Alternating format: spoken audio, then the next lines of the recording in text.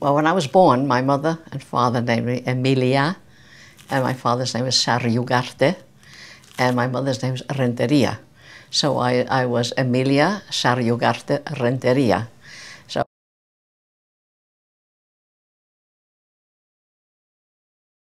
he came here when he was 16 as a sailor, and when the ship landed up in Philadelphia, he jumped ship. He said he had $5 in his pocket, and he took, it was a train up here, and he said he still had change from the $5. He knew where the Basques were around here, and he found them. And he said everybody helped each other.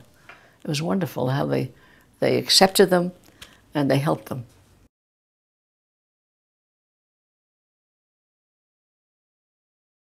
Why they came from the Basque country? Yes, because of the poverty there. They said that well, it's not only that, they said they kept hearing the stories about what was here. And don't forget, the Basques, they were coming to the United States for a long time. And they were always talking about the wonderful things. And in New York, they said, you know, New York is just tremendous. It's got everything.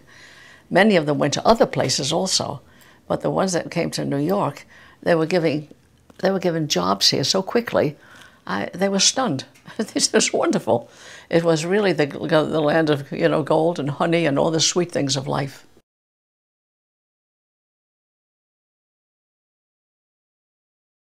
He had 3 sons, and he would send them down to the docks, meet the Spanish ships as they came in, and they used to wave a flag and speak to them in Basque, saying, "Euskalduna será, are you Basque?" And if they did, then they say, "Es usted de España? Usted habla español?" And he said, well, what happened? He said they used to bring them all over to the hotel. He'd give them a good meal. They had a good night. And the next day, he would put them on the train. And the people on the West Coast had already told him where the jobs were. So they used to put a little, because these people didn't know a word of English, he used to attach a piece of paper on their lapels, sometimes on the beret, and he used to say to the conductor, the 3 boys had to tell the conductor where they must be thrown out. Of course, sometimes they forgot, and they threw them out in other places. Some of them went out to towns where nobody could find them, but they always find a job. Somebody always helped them. Even though there were no Basques there are some people that were lost out there for years. We didn't know anything about them.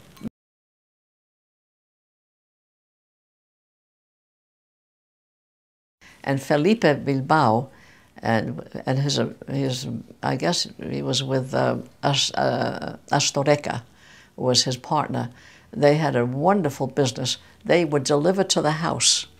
We had these big bottles of olive oil that lasted I don't know how many months, and then chorizos and turron at Christmas time. Everything came over, and they had a wonderful business.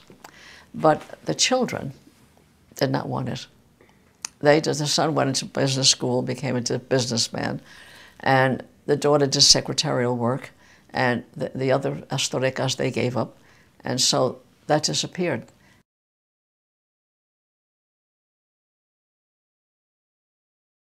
And they used to talk about the Spics. I never knew who the Spics were until somebody said to me, a Spic.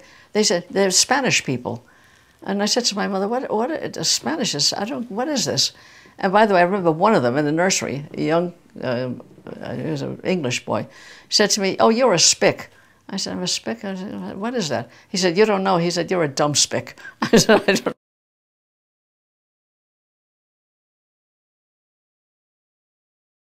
That reminds me that I remember going to church with my mother on a Sunday, and the priest, and this was at OLPH on 59th Street, Irish, he was talking, and he was saying, this was after the war, he was saying that we should fight communism and go ahead with Franco, because he's preserving the Catholic religion.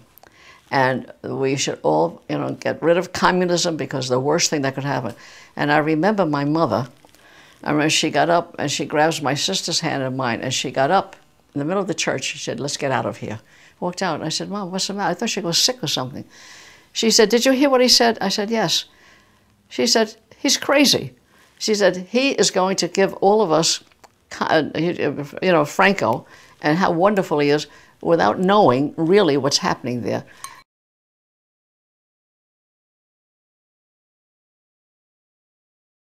I am Emilia Doyaga. I was born in New York. Yo soy Emilia Doyaga, nacida en Nueva York. Ni Emilia Doyaga nai, et amen Nueva Yorkin jasho nai. Okay? Perfect. Oh, so you got me in all three.